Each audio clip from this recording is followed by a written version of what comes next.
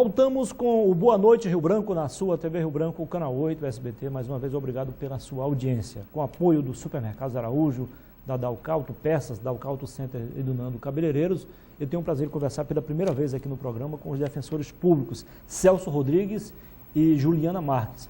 Bom dia, aliás, boa noite. Sejam bem-vindos. Aqui está um pouco distante, mas dá para pegar. Boa noite. Eu sempre falo que a nossa Defensoria Pública, levado em conta as condições que são oferecidas à instituição, é uma das melhores do Brasil e da América Latina. Resiste há vários anos aí, tem uma independência econômica e financeira, mas na verdade, na prática, isso não ocorre como deveria ocorrer. Melhorou muito? Claro que melhorou, mas ainda estamos bem aquém do que deveríamos ser. Mesmo assim, os senhores fazem a diferença com dedicação, com força de vontade e, acima de tudo, com compromisso com aqueles que não têm dinheiro para pagar advogados.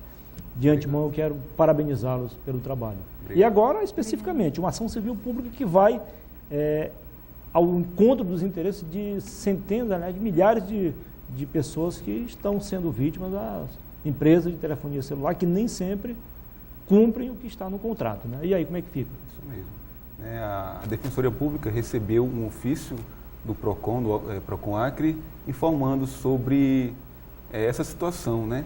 De que quando acabava a franquia contratada, os serviços de internet eram interrompidos. Então, os defensores públicos do setor de peticionamento, entendendo que isso é abusivo, nós propomos uma ação civil pública com a finalidade de que seja retornado a situação anterior, ou seja, acabado a franquia contratada, que seja reduzida a internet e não interrompido. Entendi. Além disso, também nós pedimos, os defensores públicos, que as empresas sejam condenadas ao dano moral coletivo. Cada empresa no valor de R$500 mil, totalizando R$2 milhões.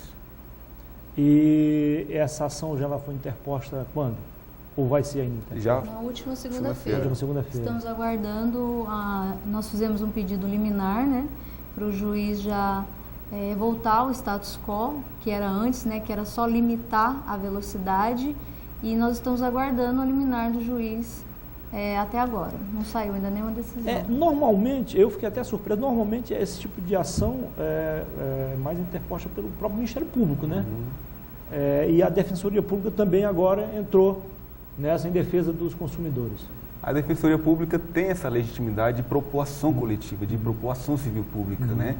Então, a gente, a partir desse momento, nós iremos atuar mais, né, em prol dos hipossuficientes, daqueles que precisam do serviço da Defensoria. Então, a partir desse momento, a Defensoria Pública será mais atuante. A gente levou ao ar hoje pela manhã uma matéria e tinha também uma participação do PROCON. O PROCON é mais a questão pessoal, né? Não é coletiva, né? É individual, mas também participou dessa luta. Participou, eles que nos oficiaram, né? Que comunicaram essa alteração do contrato que as operadoras estão fazendo. Elas unilateralmente estão mudando um contrato anteriormente firmado com seus clientes. Elas fazem isso, mas elas só poderiam tomar essa atitude nos novos contratos e não nos contratos anteriormente firmados. Tá. Até porque também pode se caracterizar a chamada venda casada, que é proibida por lei, né? Você só tem internet se tiver o crédito. Crédito. Isso. Não é por aí. Sem contar que o artigo 22 do Código de Defesa do Consumidor, ele informa, ele diz que os serviços públicos são prestados de uma forma contínua, não pode haver interrupção. Principalmente nos dias de hoje, que a internet é uma ferramenta essencial, né, para qualquer ser humano. Deixou de ser algo fútil para se tornar algo essencial. Legal. E qual a expectativa de vocês em relação a essa ação? A gente tem boa expectativa, né? A gente aguarda, a gente espera que realmente seja concedido essa liminar. Concedendo essa liminar, as empresas são obrigadas, né, a cumprir com o que foi pedido pela Defensoria Pública, né? Que seja reduzido a velocidade da internet e não interrompido. E no final ainda será julgado o mérito, né? E com a possibilidade das empresas serem condenadas o dano moral coletivo no valor de R$2 milhões. Aproveitando a vida dos senhores aqui, existem outras manobras, claro que não são todas as empresas, mas boa parte delas sim.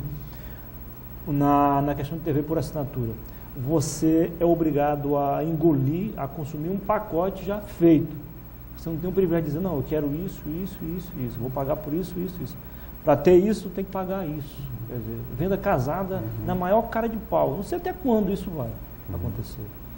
Eu queria a opinião de vocês sobre essa manobra também, digamos assim. Certo. O que acontece? Essas empresas, né, elas acabam fazendo esse contrato de adesão. Só que, muitas vezes, esses contratos de adesão são abusivos. A partir do momento que a gente constatar essa abusividade, realmente, a gente pode propor essas ações coletivas e também a gente estudará, né? Estudará a partir desse momento essa situação. Não só essa, como outras situações que existem no Estado e que legitimam a Defensoria Pública a propor ações coletivas. Algumas pessoas, quando sentem-se lesadas, aí apelam para o telefone, 0800, que é outro de respeito também, nunca funciona. Aí do outro lado o funcionário diz, mas está no contrato está assinado. Quer dizer, contratos absurdos que vão de encontro à Constituição Federal, eles não são nulos de pleno direito. São abusivos. Né? E o CDC esclarece que essas cláusulas são nulas, né? São nulas, ferem uma ordem pública de interesse do consumidor, portanto, não prevalece. Mesmo que seja pactuada com o consumidor, essas cláusulas não podem ser consideradas abusivas. Aproveitando a presença dos senhores aqui, há muito problema também hoje com relação aos cartórios. As pessoas estão... Hoje mesmo eu recebi a reclamação, uma pessoa pagou R$120 por uma certidão, aí quando ele foi apresentar lá no órgão que exigiu, já não tinha mais sentido. Depois foi que ele foi ver que lá no final tinha aqui, válido por 30 dias. Pagou R$120, quando foi utilizar não tinha mais valor. Realmente uma situação que precisa ser analisada, né? Quer dizer, só 30 dias de validade, porque pelo menos 60 ou 90 dias. Ou aí podendo ser prorrogado, que aí é fácil, chega lá, houve alguma alteração? Não, então se não houve alteração, a certidão continua a valer, né? Isso é verdade. Mas quem controla os cartórios é o Tribunal de Justiça. Aliás, já houve uma redução significativa, mesmo assim ainda há muita cobrança abusiva. Né? Isso, nossos cartórios aqui do Acre, pelo que eu já tive lendo, que tive conhecimento, tem as maiores taxas do Brasil. Acho que é o 5º estado com as maiores taxas, as taxas aplicadas são as maiores do Brasil. Está em 5º lugar. Ser dono de cartório no Brasil é melhor do que explorar telefonia celular, do que explorar petróleo ou investir no mercado de ações. Sem dúvida. Virou um bom negócio. Isso tem que acabar. O Acre é um estado pobre, nós não podemos tolerar esse tipo de manobra. Agora, ainda sobre a questão do consumidor, aproveitando aqui, os bancos são acostumados a cobrar taxa administrativa, quer dizer, vai se beneficiar de um contrato firmado com o cliente e ainda cobra taxa administrativa. O PROCON, eu acho que a própria Defensoria Pública também pegou no pé e aí eles deixaram de cobrar assim na cara de pau, mas por dentro já está incluso o valor no contrato, ou seja, mais grave ainda, é outra manobra, né? Com certeza, sem dúvida, né? E recentemente o STJ considerou que aquelas taxas de cobrança que eram embutidos na impressão, que esse valor é inconstitucional. O STJ já pacificou em recurso repetitivo essa situação. Né? Então, se isso aí está acontecendo, né, que não é do meu conhecimento, que a gente pode, novamente, a Defensoria Pública ajuizar ação coletiva em benefício da população carente do Estado. O valor até que não é muito alto, mas somado um ao outro, a instituição no final do mês fatura alto. Eles aproveitam o momento mais importante, que é quando você vai celebrar um contrato, a compra de uma casa, de um carro, enfim. E aí, levado pela emoção, nem sente o que está pagando, não sente o que está sendo lesado. Vai ver depois, já não tem mais jeito. Né? Assinou o contrato, já pagou, fazer o quê? Né? Verdade. Muito bem. A Defensoria Pública no Acre, ela continua com alguns problemas, principalmente no interior do Estado. Eu sei que isso não é um privilégio só da nossa Defensoria, isso é do Brasil inteiro, mas aqui a gente vem batendo nessa tecla há muito tempo. Assim fica difícil ter justiça verdadeira, é difícil fazer com que a democracia seja exercida em sua plenitude, um julgamento justo. Né? Isso é verdade. Né? Para que haja julgamento justo, o Ministério Público e a Defensoria Pública precisam estar no mesmo nível de igualdade para haver justiça. Né? De um lado, a Defensoria Pública defendendo, o Ministério Público acusando, no centro a Justiça. A Justiça tem um bom Orçamento, deve ter mesmo. Ministério Público, idem. Bom, O que está faltando para a Defensoria Pública? Nós estamos esperando aí sinalizações do governo, do Estado, para que haja mudanças, né, concretas, né, há promessas de que essas mudanças ocorrerão paulatinamente, né.